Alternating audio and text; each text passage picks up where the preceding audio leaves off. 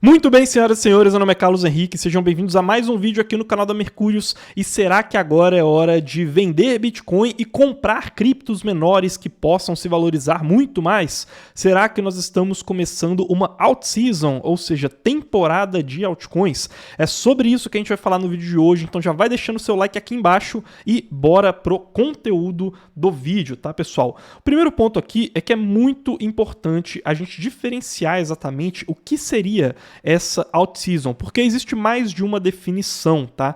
E para isso a gente vai precisar entender como que o fluxo de liquidez tende a funcionar no mercado de cripto. O fluxo de liquidez é basicamente o caminho percorrido pelo dinheiro. Normalmente, quando a gente vai ver um ciclo de alta no mercado de cripto, esse dinheiro começa sendo alocado no Bitcoin, depois ele migra para as large caps, ou seja, aquelas altcoins maiores, e depois para as small caps, as menores criptos do mercado, também com a menor liquidez. E aqui que a gente chega nessa importância da definição do que seria uma temporada de altcoins.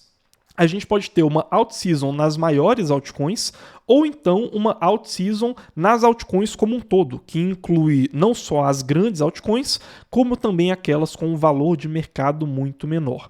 Quando a gente fala dessas altcoins maiores, existem indicadores que apontam que nós podemos já estar entrando nessa fase de otimismo do mercado. O principal deles é o Altcoin Season Index. Ele é feito justamente utilizando a performance das 50 maiores altcoins do mercado e comparando ela com o Bitcoin. Aqui eu estou pegando um print desse índice de julho de 2023. Ele utiliza a performance dos últimos 90 dias e percebam como que naquele momento a maior parte das maiores altcoins do mercado estavam apresentando uma performance bem pior do que o Bitcoin. Ou seja, a gente estaria muito longe de uma temporada das altcoins. Já esse daqui é o print de hoje, de março de 2024, da performance dos últimos 90 dias, e percebam que o Bitcoin está bem aqui, ou seja, a maior parte das 50 maiores altcoins do mercado está apresentando uma performance melhor. É por isso que nós estamos com 61 pontos nesse índice, que varia do 0 ao 100, sendo que eles consideram acima de 75, então, uma altcoin season, das maiores altcoins do mercado. Ou seja, é um terreno que já não é mais tão neutro assim, que seria em torno dos 50 pontos, porém que também não chegou em uma altcoin season propriamente dita acima dos 75 pontos, porém aparentemente está mais próximo dessa temporada de altcoins do que de uma temporada mais focada no Bitcoin, justamente por essa melhor performance das maiores altcoins do mercado, tá? E também existe essa alt-season das altcoins como um todo. Para as altcoins menores, a alt-season ainda não chegou de forma generalizada e para entender isso, nós precisamos olhar para outros indicadores. Vamos lembrar aqui, pessoal, que os ciclos passados do mercado de cripto aconteceram em espaços de 4 anos, em que a gente tinha sempre 3 anos de alta para 1 ano de baixa no mercado, né? Isso aconteceu aqui de 2011 a 2014, depois de 2015 a 2018 e depois de 2019 a 2022. Vocês também vão reparar isso aqui no gráfico anual do Bitcoin. Percebam como que a gente tem entre essas três velas de alta, né, uma vela de baixa ali, que é esse quadrado, esse retângulo vermelho. Diante disso, a gente consegue comparar dois dados. O primeiro desses dados é o preço do Bitcoin, que está aqui nessa linha laranja, pegando desde 2014, e o segundo dado é a dominância do Bitcoin, que está aqui nessa linha azul. Normalmente, quando nós tivermos a coincidência de um período de alta no preço do Bitcoin, tá? Então percebam aqui justamente destacados os anos de baixa, né? 2014, 2018 e 2022 em vermelho, e os anos de alta do Bitcoin estão em verde.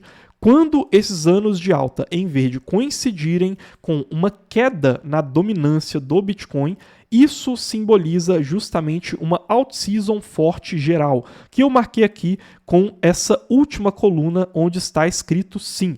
Isso acontece justamente porque nesses momentos o Bitcoin está subindo, porém se a dominância dele está caindo, significa que as outras criptos do mercado estão subindo de forma ainda mais acelerada. Então, seguindo essa lógica, a gente teria aqui 2016, 2017 e 2021 sendo anos dessas altcoins gerais de mercado.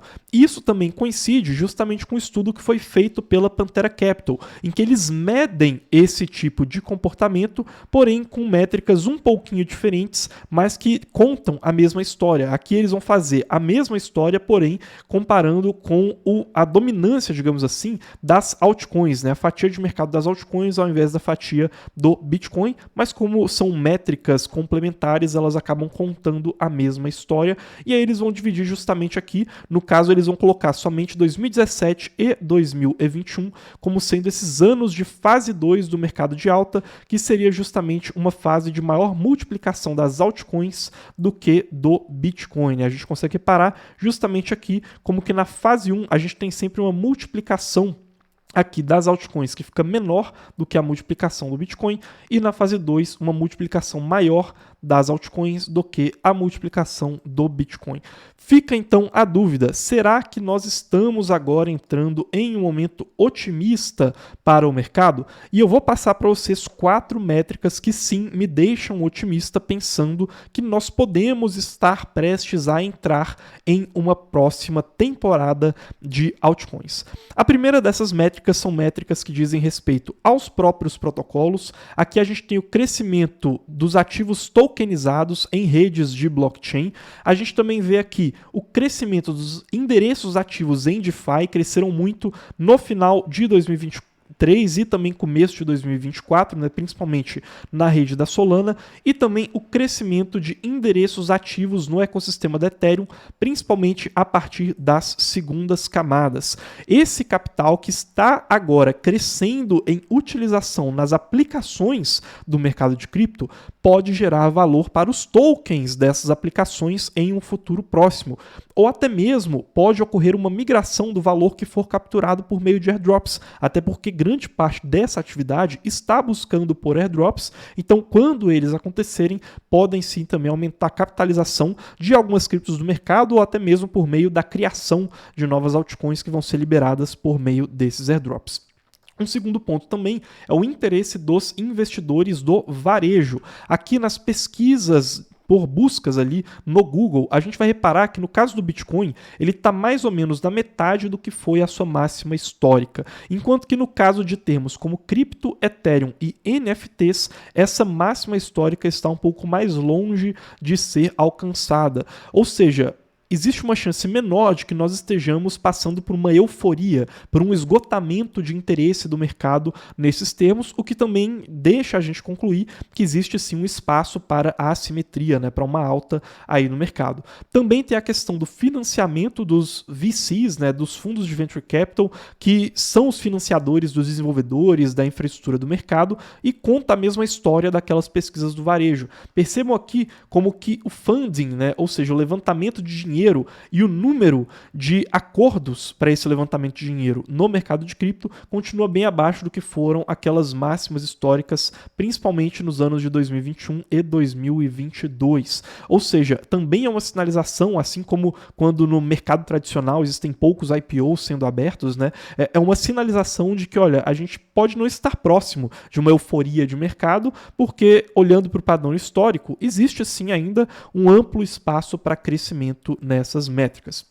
E por fim, também existe ali uma perspectiva para o aumento de liquidez global, ou seja, mais dólares entrando no mercado. Percebam aqui como que pelo Global Liquidity Index a gente está em um momento de baixa liquidez global. Isso se explica principalmente por bancos centrais ao redor do mundo inteiro ainda mantendo taxas de juros em patamares elevados, porém existe uma expectativa do mercado, aqui eu estou mostrando a do principal banco central do mundo, né, para influenciar os preços de ativos financeiros, que acaba sendo o Banco Central dos Estados Unidos. Existe uma expectativa para cortes de juros ao longo do ano, principalmente começando a partir da metade do ano. Isso daqui traria novo dinheiro para o mercado. Eu acho inclusive que é a métrica mais importante dessas 4, tá? Justamente essa perspectiva, porque é o dinheiro que no final das contas vai empurrar ali esse fluxo de liquidez do Bitcoin para as altcoins maiores e posteriormente também para as altcoins menores, tá?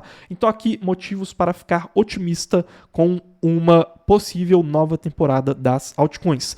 Antes de falar agora o que levar em consideração no momento de investir, lembrem-se, pessoal, que você pode ter acesso a e-mails gratuitos como esse daqui, em que a gente comenta sobre a aposta da Polygon Matic, ou então um e-mail como esse daqui, em que a gente comenta se as IAs serão o futuro do próximo grande hype do mercado de cripto, ou então esse e-mail aqui, em que a gente fala das maiores oportunidades de cripto para 2024. Todos esses e-mails são disponibilizados de maneira totalmente gratuita, em resumos de 2 a 4 minutos, às 7 da manhã, de segunda a sexta, para quem está cadastrado no Minuto Cripto. Lá a gente envia diariamente as principais notícias, análises e oportunidades do mercado de cripto. É 100% gratuito, tá, pessoal? Então, se você quiser ter acesso a isso, é só clicar no primeiro link aí da descrição. Não tem enrolação, é só clicar lá e colocar o seu e-mail. Você já vai receber isso aqui todo dia, tá? Essas informações valiosíssimas para todo investidor desse mercado. Agora sim, vamos entender o que levar em consideração na hora de investir, tá, pessoal? Primeiro, a gente precisa levar em consideração que nós estamos em um momento de meio de mercado, né? Ou seja, a gente está longe daqueles extremos em que é mais razoável realizar previsões para o futuro, né? Ou seja, a dominância do Bitcoin, por exemplo, não está em um extremo nesse momento, o preço do Bitcoin também não.